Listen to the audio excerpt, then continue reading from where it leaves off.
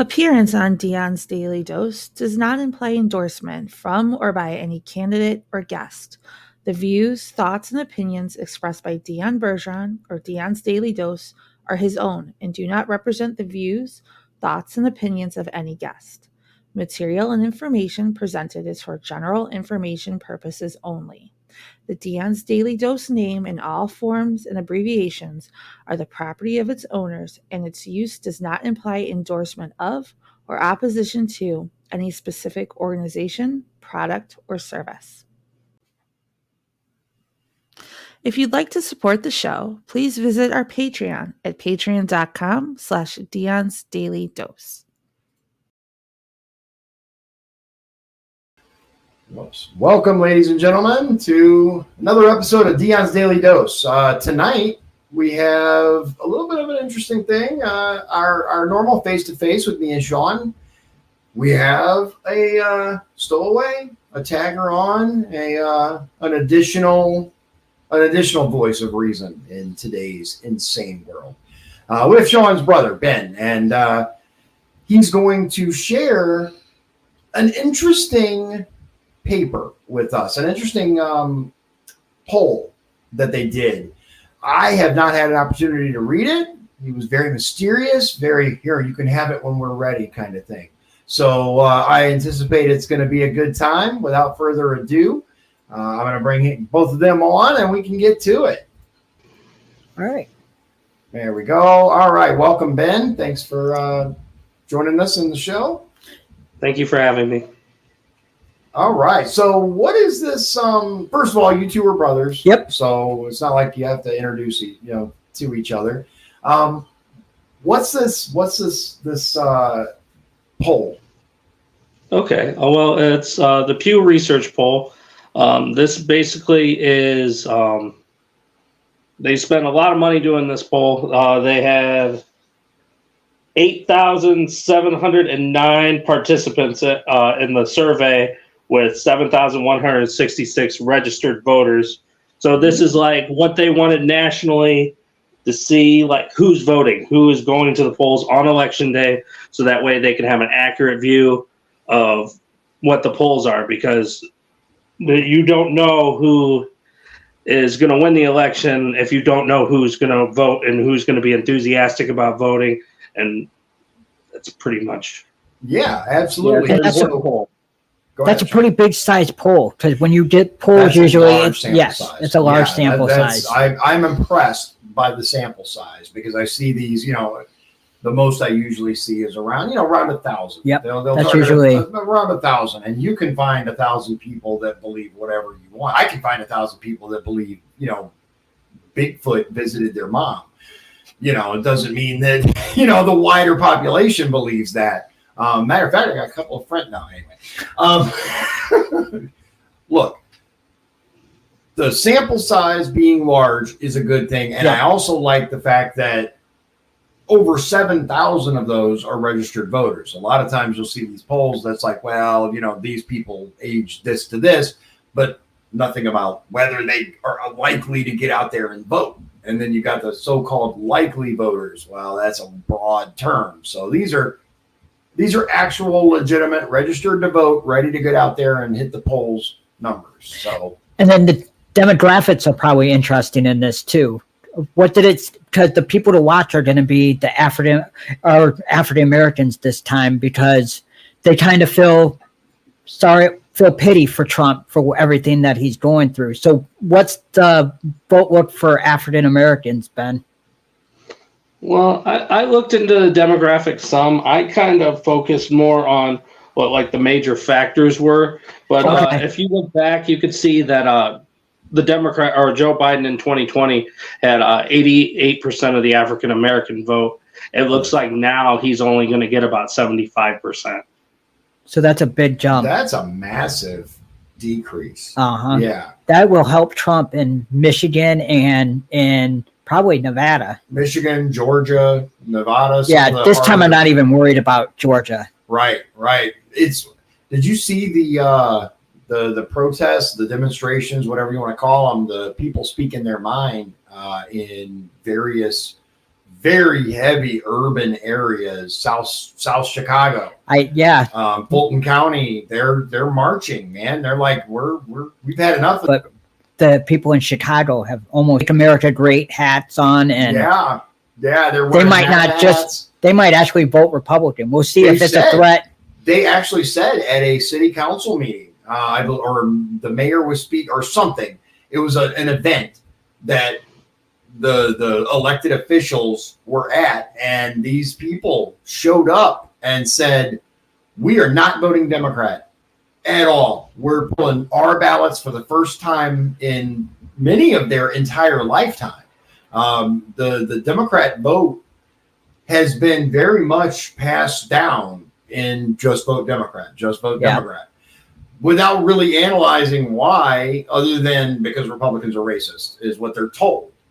But when you actually get into the policies, the way that these communities have been ignored in favor of the massive push for illegal immigration, these massive number of migrants coming in, quote, asylum seekers, end quote, I call them what they are, illegal immigrants. Yeah.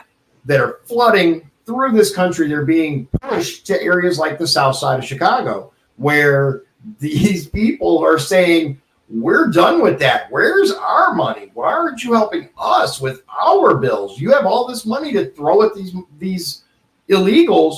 You're not helping us, which has brought about many of them to say, yeah, we're voting Trump. The hell with this. And Ben and I have talked about this, how we've had 4 years of Trump, and now it's not as bad. Some people say, oh, we should live 4 more years. Maybe we should just get rid of Biden. So we got that factor too. Right. Yeah.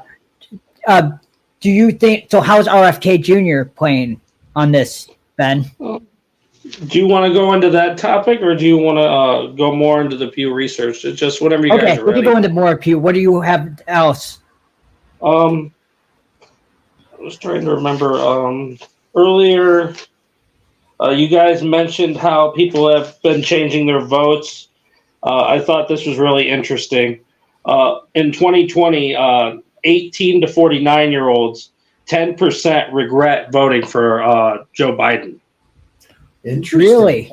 According to that Pew Research poll. And that's probably, that might have something to do with the Israel-Palestine conflict. Do you think, or is it the economy? Well, a lot of it has to do with the economy.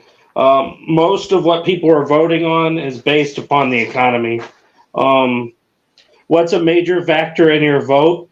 80% said it will be based on the economy, with 77%. Wow. This is like order of importance. Yeah. The economy, inflation is next with 77.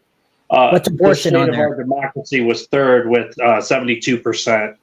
Was abortion listed? Abortion is listed, but it's 7th on the list. 7th? Yeah, it didn't make it till 7th. That is really interesting. The border, gun policy, those were the top listings. Interesting. So I'm gonna put up the actual website on the screen. All right.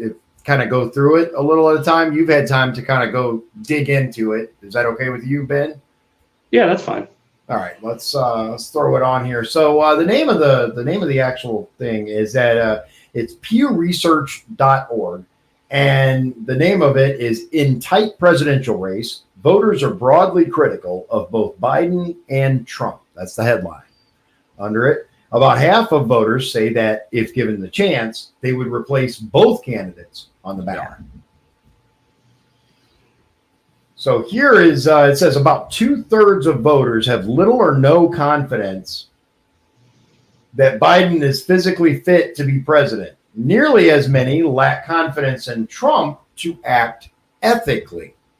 So that's an interesting paradigm there, because you have essentially 33%, 2/3, that say Biden isn't physically fit. He shouldn't be president.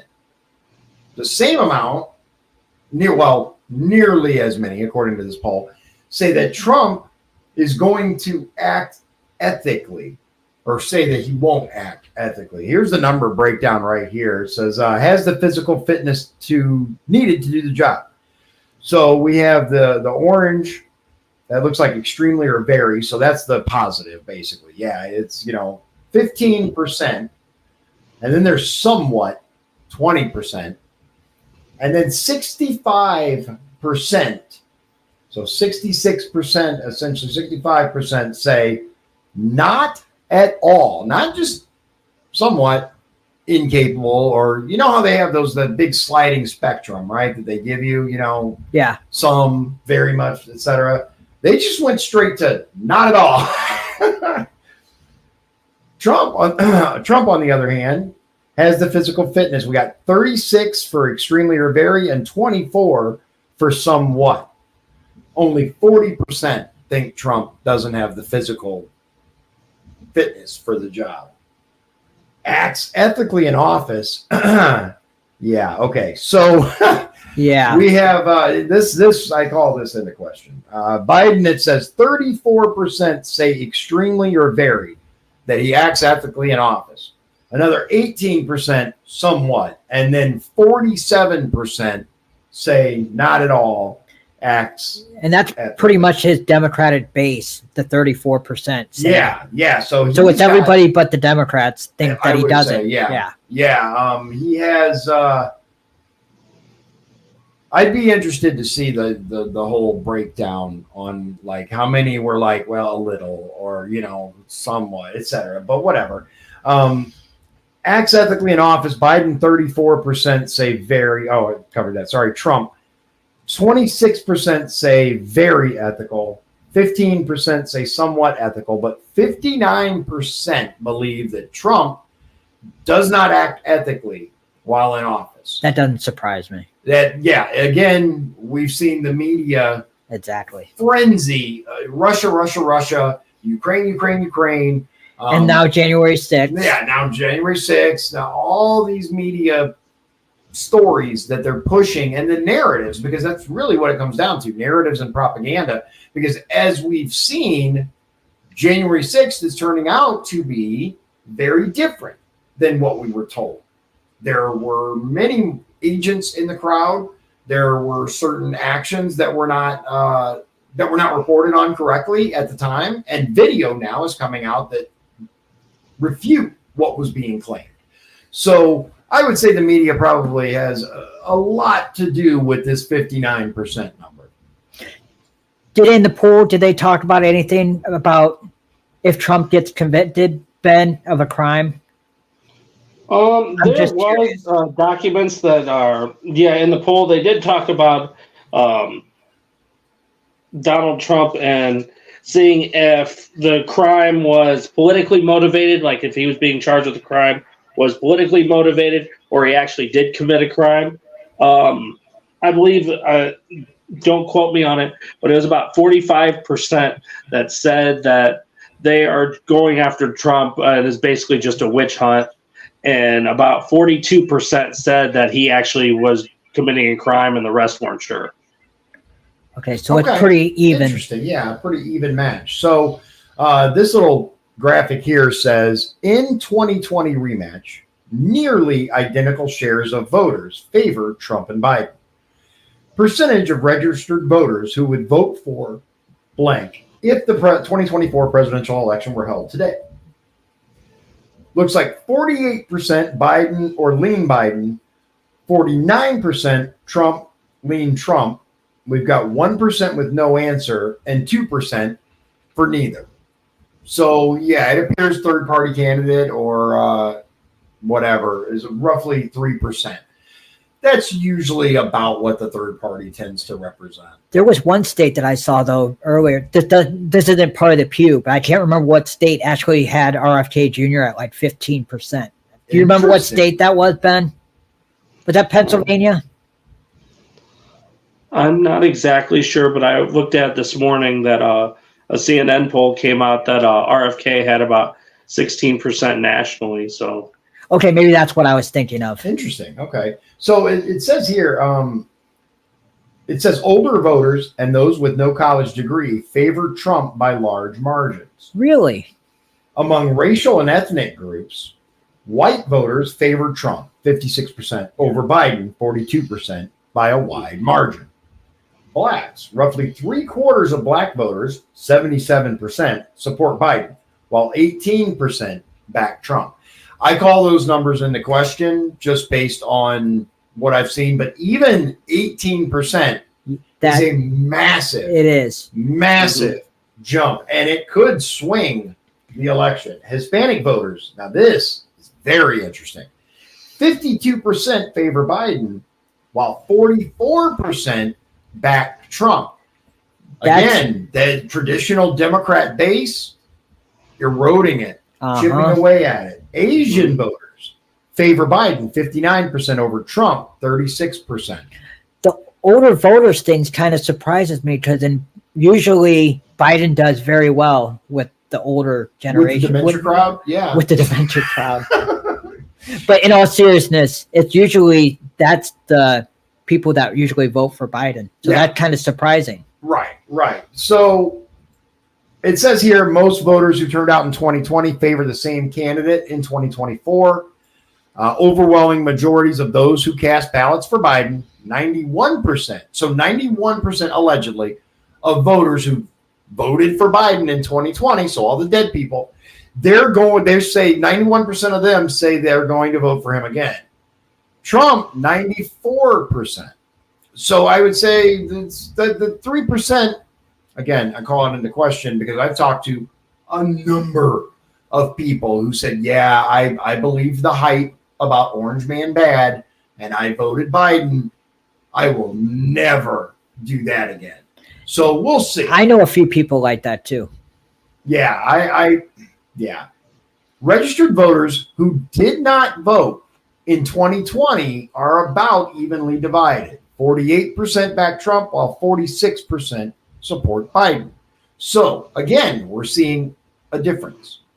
2% doesn't sound like much, but when you're talking millions of voters, 2% adds up.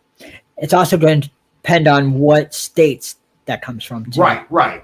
A majority of voters say it really matters who wins the 2024 race. Yeah. And, we could talk about that for hours at all the things that the reason why it matters. But it says today, 69% of voters say it really matters which candidate wins the presidential contest this November. Now, interestingly enough, it says this is somewhat smaller than the share who said this in April 2020 about that year's election, 74%. Nearly identical shares of Biden and Trump supporters say the outcome of the presidential race really matters.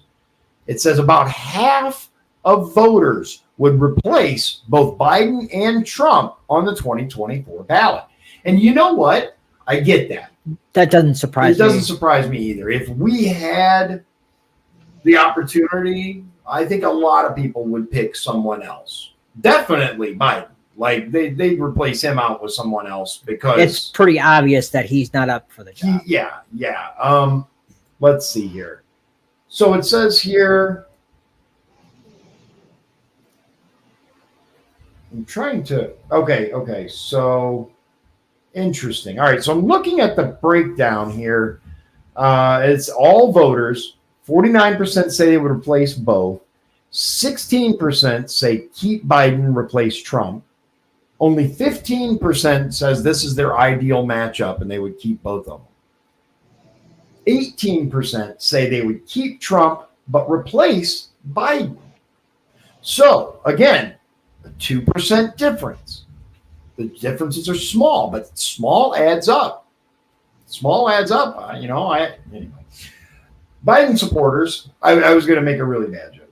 62% of Biden supporters say they would replace both on the ballot. 60, that's, I'm really like, this is really like sinking in now. 62% of the traditional Biden voters, people who support Biden, say they would replace both people on the candidate or on the ballot if they had the opportunity. 32% say they would keep Biden but replace Trump. Only 4% of Biden voters keep both. So that's very interesting. And it's going to be interesting to see how many of those voters just vote because Orange Man bad. Absolutely. If we look at Trump's, 35% replace both. So half of Biden's percentage, roughly. 35% say they would replace both of the candidates on the ballot. 27% say they're happy. Yeah, let's have a rematch. Ding, ding, ding. 36% of Trump supporters say they would keep Trump, but get rid of Biden and have him go against someone different, better, prettier. I don't know. I don't think they asked that question. But so there's a very interesting section here. It says about 4 in 10 voters say Trump was a good or great president.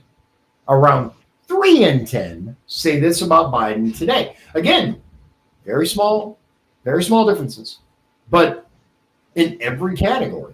Like this is quite interesting. I don't want to go through all of these, but basically, the majority. Okay, so the majority of Trump supporters say Joe Biden is a terrible president.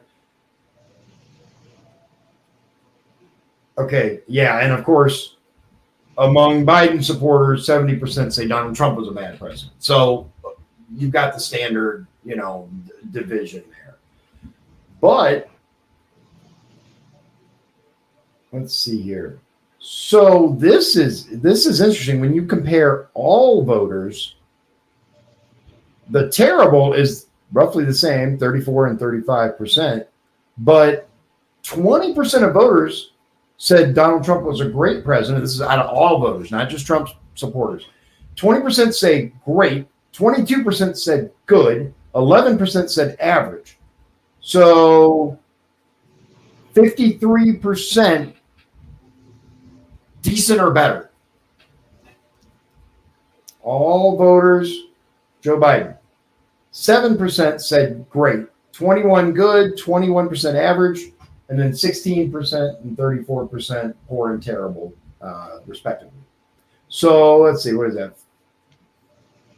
49. Yeah, only 49% gave good old Uncle Joe a positive rating. You want to jump in here, Ben? Is there something you want me to look at, or just kind of keep going down? Yeah, just kind of keep going down for now. There it is where Trump's criminal charges, what the opinion of. Yeah, here we go. Good. Okay, so good. Public divided over criminal allegations that Trump tried to overturn the 2020 election. Percent who say that, thinking about the accusations that Trump broke the law in an effort to change the outcome of the 2020 election.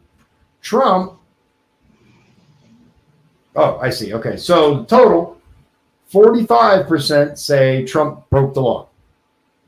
15% said did something wrong but did not break the law. 23% did nothing wrong. 17% said we're not sure. I don't know. I wish it was kind of divided differently. It would have been interesting to see for each different case, not all grouped together. Yeah. So, this is, I think this is talking about the criminal allegations that Trump tried to. Oh, okay. I didn't hear that part. That's okay. So, interestingly enough, not really, but when you break it down into Republican, lean Republican, 49% say did nothing wrong. 20%, I'm not sure, maybe even I don't care. So 69%, giggity. And then 30%, 9% say he broke the law. 21% said, yeah, it probably wasn't right, but it wasn't illegal, right? Now, on the Democrat side, unsurprisingly, 78% say Trump broke the law. 10% said, yeah, he did something wrong, but he didn't break the law. And 10% said, we don't know. Looks like 2% said he did nothing wrong. So a whopping 2% who don't understand the Constitution.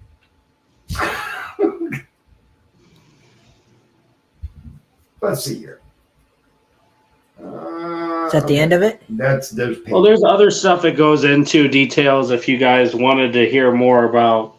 I think it's just like based on age and different. Here's different where group. it's broken down. Yeah, men and women, age ranges. Let's see here. Yeah, unsurprisingly, 18 to 29, still 59 Biden, 38 Trump. Unsurprisingly, the young people. But I have heard though the rumblings, right? The rumblings from the, I don't know what they call them now. They're not millennials anymore. They're Generation Z. Gen Zs. The Gen Z crowd, especially the lefties who are very, very upset with the way Biden is handling the Israel-Gaza situation and more, are kind of pulling back. We're seeing protests against Democrats as well from their base. And that puts Michigan and Minnesota in play for Trump possibly in November. Yeah. Okay, so let's educational differences, of course. Is there anything else that's interesting, Ben, we haven't covered? No, it pretty much summarizes it, pretty much the gist of it, that Trump pretty much is leading, but barely by pretty much almost every poll in there. I'm interested to see. I thought there were like 4 pages. And this is because I'm looking for. So I heard. Yeah, we're gonna go back to the first page, and there's only there's 10 pages. That's what I thought. I'm like, yeah, there you go. Yeah. So let's try page 3. Okay. Yeah, here it is. So, how confident are voters in Biden and Trump's fitness for office, advisors, ethics, and respect for democracy? Now, this one's interesting. Has the mental fitness needed to do the job? I was looking for that one because only 8% are extremely confident that Biden has the mental capacity to do the job. Who are these 8%? Right? Has the physical fitness needed to do the job? 4%. Now, I am going to say, though, we got extremely, very, somewhat, not too, and not at all. If we add up the extremely, the very, and what was the third one? Somewhat. What is the percent for Let's see, Biden? 29,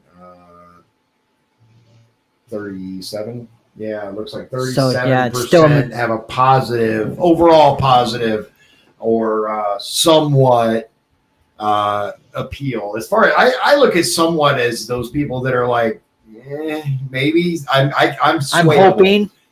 I hope. Yeah, I'm swayable. If you present me with evidence that, I'm wrong, I would be willing to listen.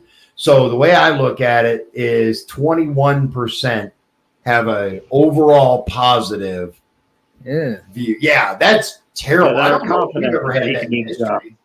What's that, Ben? That's 21% that feel they are confident that he could do the job. That's nuts. Dude. That is nuts. Whereas Trump, 23% extremely. That's more than those two combined. Yeah. Trump's extremely is more than Biden's extremely and very. Now we add Trump's very, which is another 15%. So 38. 38% extremely or very, and then 14% again with the somewhat, 13% not too much, 35% not at all. So interesting. Again, same thing on the physical fitness. Vast numbers of difference there. 14 between the two. I do find this interesting. Picks good advisors. They're almost high. Trump, I didn't like a lot of the people Trump picked. Thank you. That, you know what? I was just going to say, the first run through, I was not happy with DJT's picks for various positions. The only person was Sarah Huckabee Sanders did a phenomenal job as press secretary. I thought she did a great job. What do you think, Ben? Yeah, that's pretty much how I feel that Trump could have definitely picked a lot better people. I think when Nikki Haley worked in the UN for that short amount of time, she did a pretty good job then. That's true. She did. Yeah, I could agree with that. I'm not a Haley fan, but I can give props where they're due, and I think she did her job as UN advisor and represented America, and more importantly, the will of Donald Trump while she was there. Because I believe Donald Trump represented the will of the voters. I still believe that. I'm voting for Trump again. I don't think he's the Messiah. I don't worship the man. I think too many Republicans do. He has flaws. He's human. He makes mistakes, but he's better than, what we got Walker now. Joe. Yeah. I mean, what do you call him? Occupant Joe? Yeah. Resident. Occupant. Okay. Yes. Yeah. The resident in chief. Let's see here. How Biden supporters view his personal traits. Oh, this will be interesting. Biden supporters are broadly confident in his respect for democracy. That's a key word for Democrats. Yeah. Ethics, choice of advisors.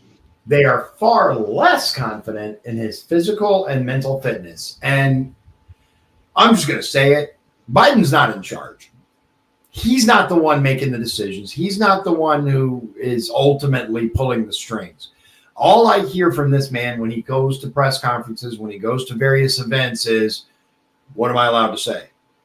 I've seen him say that too. I've seen him say that. Who should I pick next? Who's on the list? Or he says, I better not say that because I'm going to get in trouble. I'll get in trouble. They're going to take your cookie away? Right.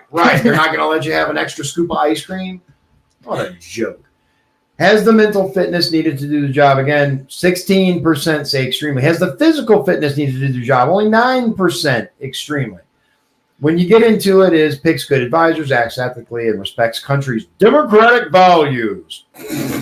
Anyway, we won't need to get into why we're not a democracy. But here's the thing.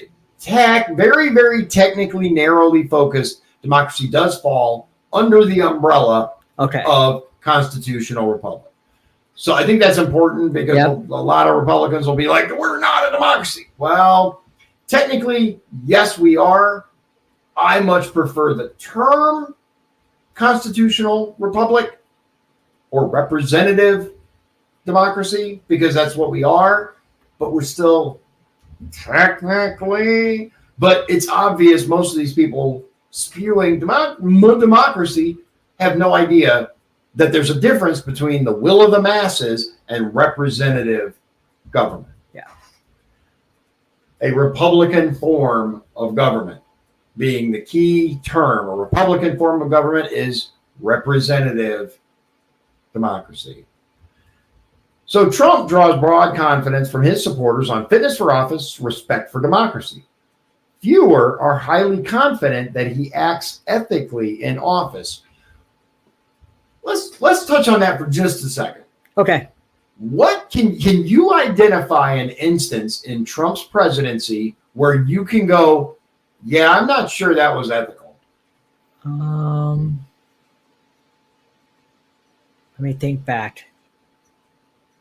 Nothing immediately springs to mind. The only thing that I can think of is with him having his son or his daughter and his son-in-law, Jared Kushner, in the White House. Okay. And there's been a lot of controversy about his deals with Saudi Arabia through Trump. That's a good point. But other than that, I really can't. Okay. Can you think of anything? No, nothing really else comes to mind. Like, everything's been pretty minimal. Okay. So, yeah, other as than far that, as family workers working with administration.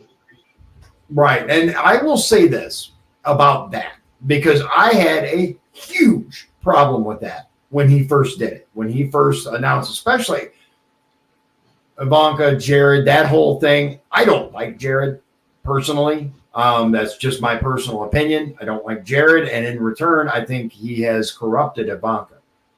But that's just me. However, what I realized, especially, it didn't take long either, is who else is he supposed to trust? Exactly. Because all of these people came out of the woodwork with their little daggers to stab him in the back like Julius I was going to Caesar. bring that up. Yeah.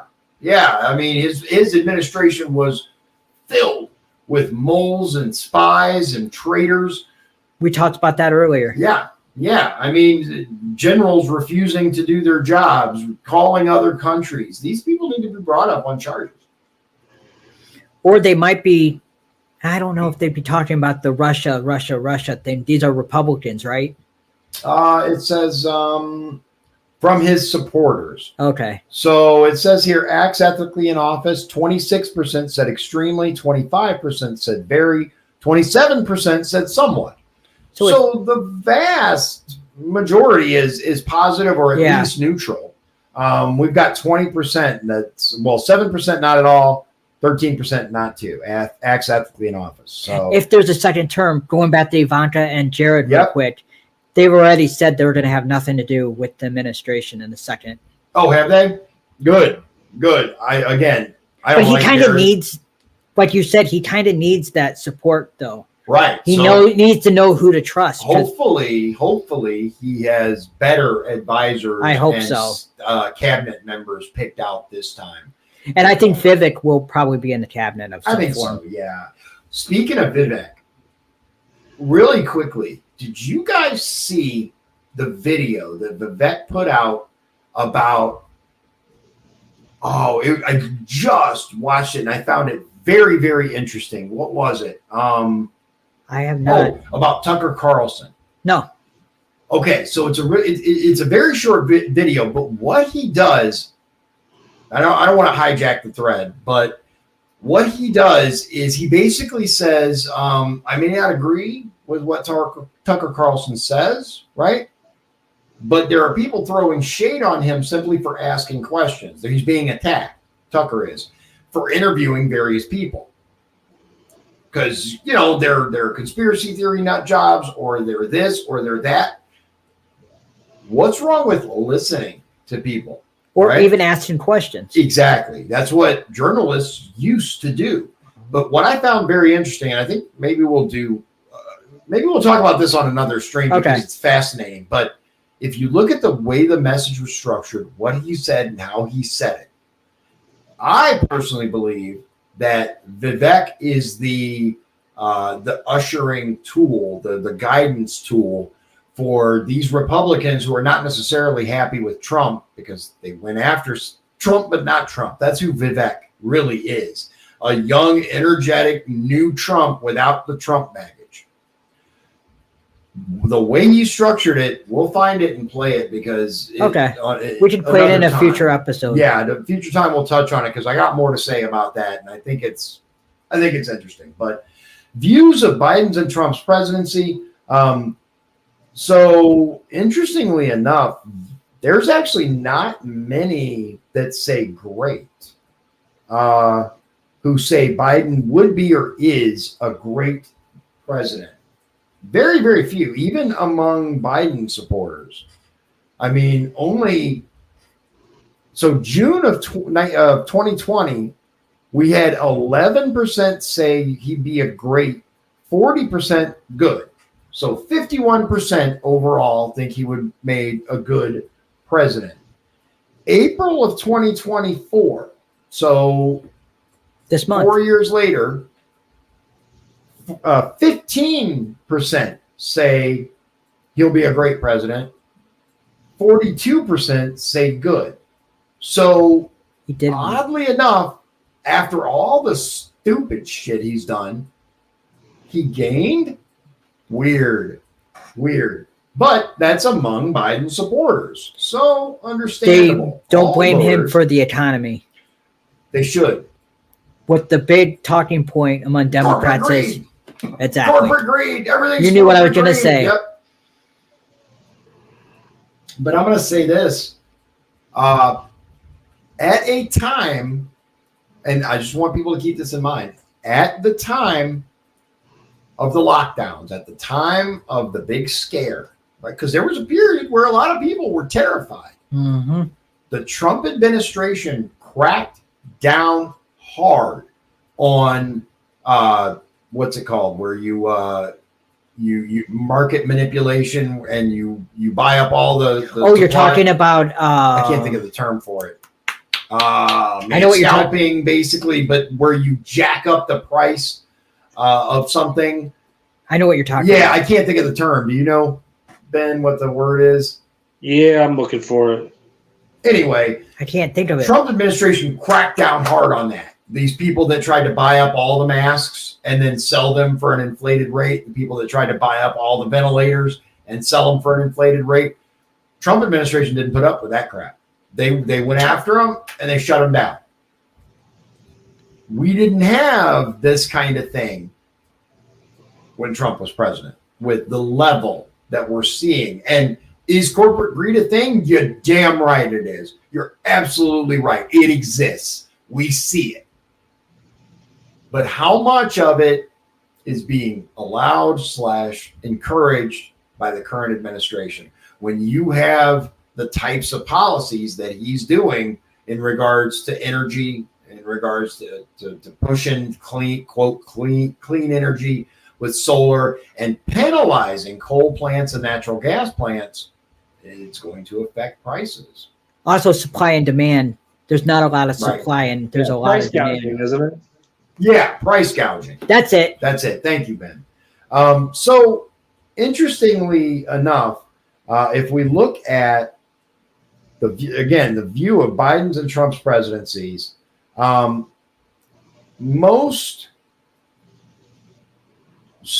this I find very interesting. So, if we look at Trump's supporters, right, percentage who say Trump was a great president, stayed consistent until the slight drop, but 42% June of 2020, 42% March of 2021, 40% April 24. Great. Overall, very tiny amount, of course, and understandable, it's Trump supporters. But again, all voters, you have a decent number, and of course, obviously, among Biden supporters, they're all going to say Trump's the devil.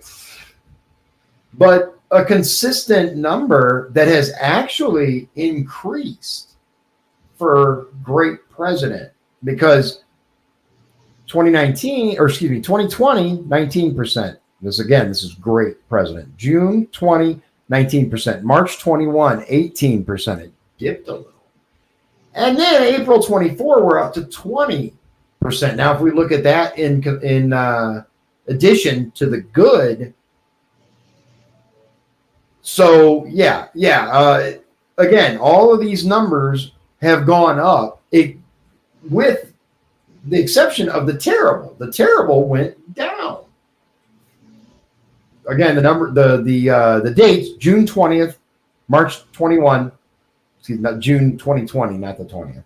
June 2020, March 2021, April 2024. 42% terrible, 45% terrible, 35% terrible. It dropped. So what's the first step? Making people realize he doesn't suck. But, all right, so that's it for that. That was page 3. You guys want to move on to RFK Jr. and talk about that a little bit? Looking for him. Is that on this, or is this something else? This is something else. I thought it was part of that. All right. What about RFK? Again, I'm going to give the name of this article again. So, ladies and gentlemen, you can find it as always. I try to provide you. It is on Pew Reseach.org, and it says, in tight presidential race, voters are broadly critical of both Biden and Trump. Let's move on to RFK. All right, let's hear RFK Jr., Ben. Okay. Well, news broke while you guys were filming shows today, 7:30 tonight. RFK is going to be on the ballot in November in California. Really? Oh, wow. Okay. As you guys probably know, in order to get in the debates, you have to get at least 15% nationally, and you have to have be on enough ballots in enough states to equal 270 electors. Right now, RFK's it's close, but I don't have the exact numbers. But he has California, Michigan, Utah, New Hampshire, Nevada, Hawaii, North Carolina, Idaho, Nebraska, and Iowa. So he's not in Indiana yet. No, he's not on there yet. He's trying to get on all 50 states, but if he makes and gets 15% average, he could be on the debate stage. Wow. And very interesting. I would love to see that. I would love to see RFK Jr. on the debate stage with Trump and Biden. I think that would be incredible. The more the better. The more the better. Do you think that's going to help Trump or Biden, him being on the ballot in California? Do you think it will help Trump? It's really hard to say because I was looking at polls and stuff and trying to do research with that. And I can give you an example of a poll where they asked two questions, one head-to-head between Biden and Trump, and then the other one with Biden, Trump, and RFK. And with the first state, Michigan, 7 out of 10 of the RFK voters were Trump voters in the first poll. So that hurts Trump. But in Pennsylvania, same poll, Pennsylvania, 6 out of 10 RFK voters were Biden voters. So it actually varies from state to state, which is weird. Yeah. It's not a consistent number in state to state. But I would guess it seems like in states that it's more Democratic leaning, it affects the Democrat more. So it's going to hurt him more in California. I see. Absolutely. Yeah. Because you get a more wide range of Democratic voters, like a more wide range of Republican voters in Indiana. Wouldn't that be funny or ironic if Trump got the electors for California? Right. Because because they were so split between the two, but Trump's numbers were consistent there. That would be the left would have a meltdown. Oh my God. It's I don't know if that's going to happen, but still. Who knows? But what I will say is, in general, most of the people that I've talked to who were consistent Trump supporters in 2020, right, who were considering RFK Jr., really pulled away after his VP pick. Yeah. Like, I know a couple of people in person that were like, I'm looking into RFK Jr. and I'm really liking, this, and this. I wouldn't be opposed. I mean, I'm I love me some Trump, but, maybe it is time to move on. And then RFK pulled, the name out of the hat and we went, ugh! Yeah, no, absolutely not. Sorry, homie. Any comment to that, Ben? Pretty much definitely that's the sense that everybody got, that there was a lot of optimism with RFK, and that optimism has pretty much vanished in a lot of places. Yeah, I think he's been shown to be, and if not a globalist himself, at least he's not the hard fighter for American supremacy that we want. Now, you can call it nationalism, but anyone who doesn't care about their home is going to get it taken over. It's just that simple. We've seen what happens to nations throughout history that care more about other countries than they do themselves. Yeah. Anyway. Anything else, Ben? Just that I think his VP pick was just based upon him needing the finances to run for president, because he was lacking. He was lacking the money, and that's pretty much why he picked her. Wasn't she a Google executive, or I'm trying to remember? She was a tech executive. I can get her name real quick. It's Nicole Shanahan. That's what I was looking for. Okay, that's right. Yeah, her name is Nicole Shanahan, and she was married to one of the CEO, the founder of Google, and let's take a look. Who is she? We're not going to get deep into it, but there is an AP article entitled, "Who is Nicole Shanahan, the philanthropist picked by Robert F. Kennedy Jr. as his running mate?" I recommend, if you have a positive opinion of RFK Jr. and are thinking about voting for him, I highly recommend that you read into who his VP pick is. That's all I'm going to say about that. Anything else, Ben, you want to cover or talk about? I think that it'd be really interesting if he does get on the debate stage. I think it would bring something unique that we haven't seen in a long time in this country since like Ross Perot. Yeah, you know what? I was just going to say that. I actually appreciated the infomercials that Ross Perot did, where he would, I don't remember it. You don't remember his infomercials? No, I don't. Do you, Ben? No, he's younger than me. No, I'm younger than he is. Where he'd just sit there and he'd talk about. Really? Yeah. Oh, yeah. It was awesome. I mean, a lot of people said he overdid it, but I found it refreshing. I actually voted for Perot. Oh, really? Yep. I was like 6 years old when. Way to make me feel old. I think it was actually like one of my first elections. What year did Perot run? 92. Yeah. That was your first one? Yep, that was my first. Okay.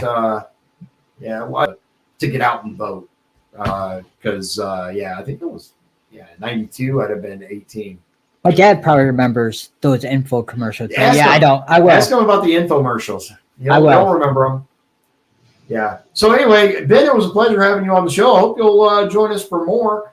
I personally, when it comes to RFK Jr., I liked him at first.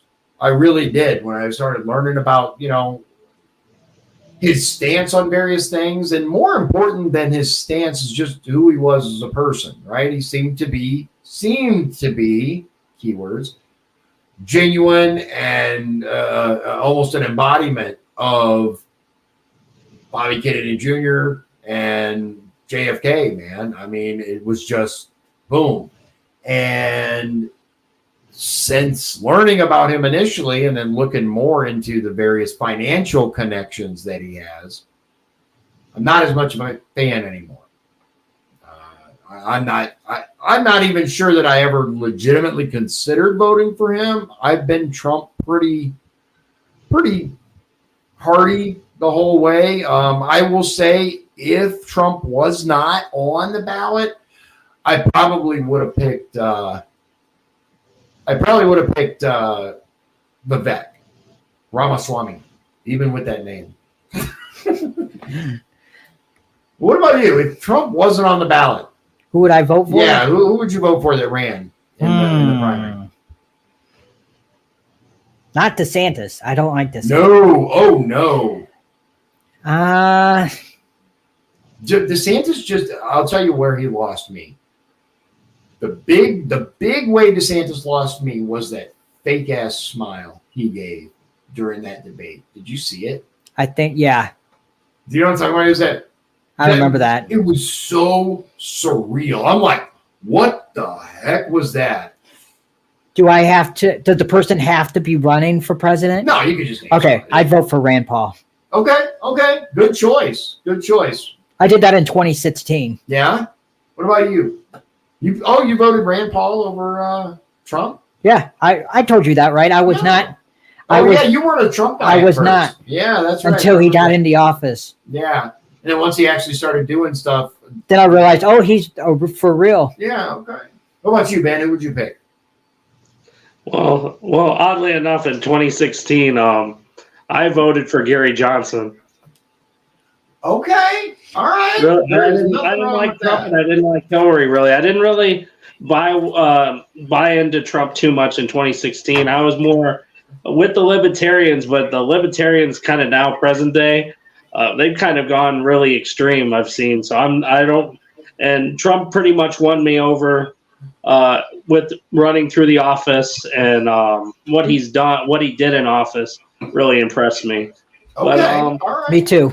Interesting. That's interesting. I'm a big fan of Rand Paul as well. I am too. Yeah. But of the candidates they had, I liked. I liked Vivek by the end of it. But at points, I considered DeSantis at certain points, but then there was other points where I kind of saw some of his flaws, and right. But I'd probably say Vivek is probably the closest that I would get to consider somebody. Yeah, I can see that. That's kind of where I was leaning. If Trump wasn't there, Trump 2.0. I mean, that's kind of the way I looked at the little goofy Indian guy. What I really liked about him, and still do, but what I really like about him is he's witty. He knows how to present facts. to counter the narratives rather than just attack. So, yeah, I think he has a place in the Trump administration for sure. I don't think it'll be VP. No, I still think it's going to be DeSantis. You think so? I hope not. I hope not. I don't want DeSantis as VP. I just don't. He's compromised, in my opinion. I don't want the Texas governor either. That's another name they talk Abbott? about. They're talking about Abbott. Yeah. So Abbott, again, I believe Abbott is compromised. Yeah, I don't like Abbott either. Yeah, I fully believe Abbott. Abbott is owned. And unfortunately for the majority of the country and our even state and up, I think that's the reality that we have to face is that look at the votes. Just look at how the House and Senate voted for these bills to ship all of our money overseas, like their own. It's that simple. So I think we're out of time. All right.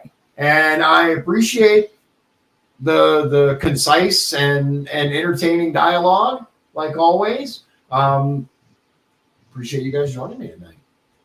Thanks for having us. Yep, thank you for having us. Absolutely. All right, ladies and gentlemen, that was Face to Face with Dion, Shawn, and his brother Ben. It's good to see him. So we got a lot coming up. You're gonna have to stay tuned. We're working on some good stuff for you guys. I'm telling you. And I'm going to announce it here. Dion's Daily Dose is now available in other streaming locations. We are on Pandora. We are on StreamYard. We are on iHeartRadio. We're on a lot of places. So if you have a podcast type of streaming service, look us up. Dion's Daily Dose. We've got most of our episodes up there now, and I hope you guys will check us out. As always, though, my focus is for you, my fantastic viewers. I love you guys, and I appreciate the fact that you choose to spend your time with me. As always, God bless you, God bless Indiana, and God bless the United States of America. Good night.